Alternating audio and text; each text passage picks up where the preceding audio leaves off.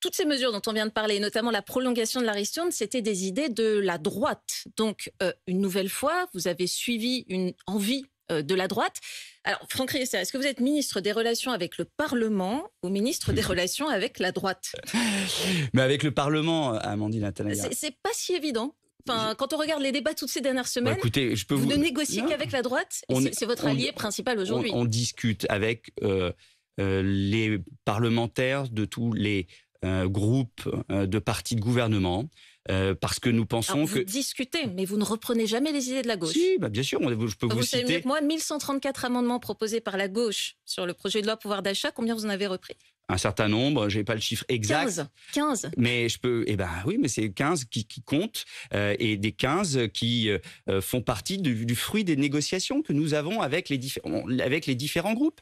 Au niveau des LR, on a repris effectivement un certain nombre de dispositions que vous avez rappelées sur le carburant ou aussi dans les discussions avec eux sur la démonétisation, sur la monétisation des RTT.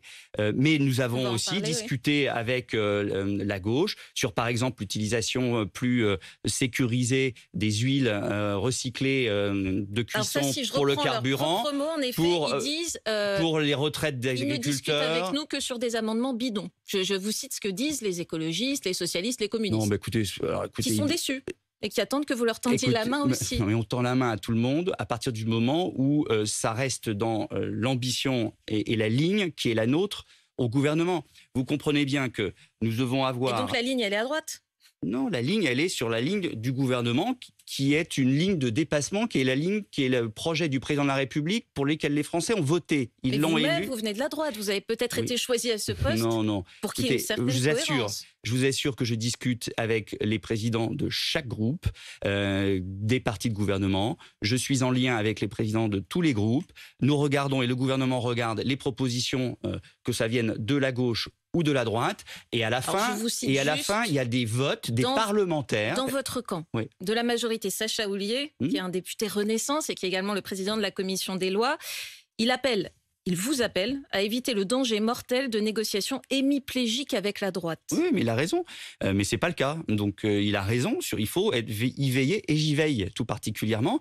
Et puis c'est aussi les députés. Vous savez, le gouvernement apporte au débat des textes, et ensuite ce sont les parlementaires qui s'en saisissent. Et les parlementaires de la majorité en particulier, du groupe Renaissance, du groupe Modem et du groupe Horizon, charge à eux aussi, dans les discussions, de regarder concrètement, texte par texte, amendement par amendement, comment faire en sorte de bâtir des majorités. Il s'est trouvé que dans la loi sanitaire, il s'est trouvé que dans cette loi pouvoir d'achat et le PLFR, il y a eu des amendements qui ont été repris, votés, qui étaient d'origine de la gauche, comme il y en a qui ont été repris et votés d'origine de la droite.